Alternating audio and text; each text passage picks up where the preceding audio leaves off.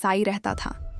उसकी पहचान सिर्फ एक सीरियल किलर की नहीं, बल्कि मौत के ऐसे खिलाड़ी की थी जो पूरे जंगल को जानलेवा जालों से भर चुका था। जो भी अनजान मुसाफिर इस इलाके में भटक जाता, उसका बचना लगभग नामुमकिन था। कुछ ही महीनों में न जाने कितने लोग इस जंगल में हमेशा के लिए गायब हो चुके थे।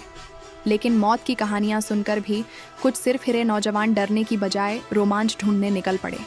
एक दिन दोस्तों का पूरा ग्रुप बस से उसी जंगल में पहुंचता है। उनका इरादा साफ था, उस रहस्यमयी कसाई को ढूंढना और उसका सामना करना।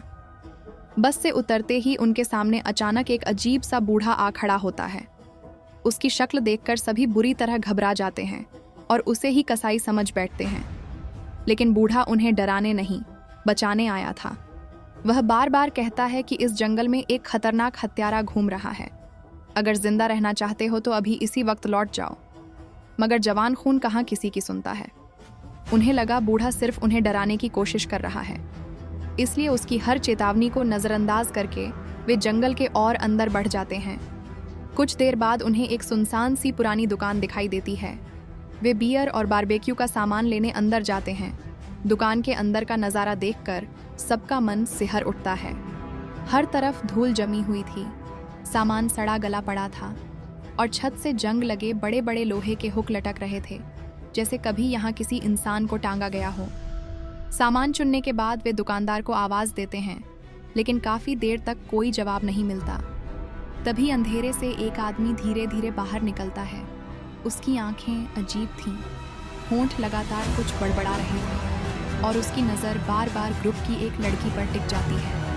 उसे देखकर साफ लग रहा था कि उसका मानसिक संतुलन ठीक नहीं है। इससे पहले कि कोई कुछ समझ पाता, अचानक कोई अदृश्य ताकत उसे वापस अंधेरे में खींच ले जाती है। कुछ सेकंड बाद दूसरा आदमी सामने आता है और खुद को दुकान का मालिक बताता है। वह कहता है कि अभी जो आदमी दिखा था वह उसका छोटा भाई है, लेकिन बात करते करते वह लड़कियों के साथ बदतमीजी करने लगता है। पूरा ग्रुप उसकी हरकतों से असहज हो जाता है और बिना सामान लिए ही वहाँ से निकल जाता है। उन्हें बिल्कुल अंदाज़ा नहीं था कि उन्होंने अभी अभी जिस आदमी से मुलाकात की है वही इस जंगल का खूंखार कसाई है। थोड़ी देर बाद वे बस लेकर अपने कैंप की तरफ निकल पड़ते हैं। रास्ते में एक अकेला मुसाफिर उनसे लिफ्ट मांगता है, लेकिन पहले की अजीब घटनाओं से डरे हुए दोस्त बिना रुके आगे बढ़ जाते हैं। बेचारा मुसाफिर जैसे ही अकेला आगे बढ़ता है, उसका पैर कसाई के बिछाए जाल पर पड़ जाता है। अगले ही पल तेज रफ्तार लोहे का सरिया उसकी तरफ उड़ कर आता है और देखते ही देखते उसकी कहानी वहीं खत्म हो जाती है।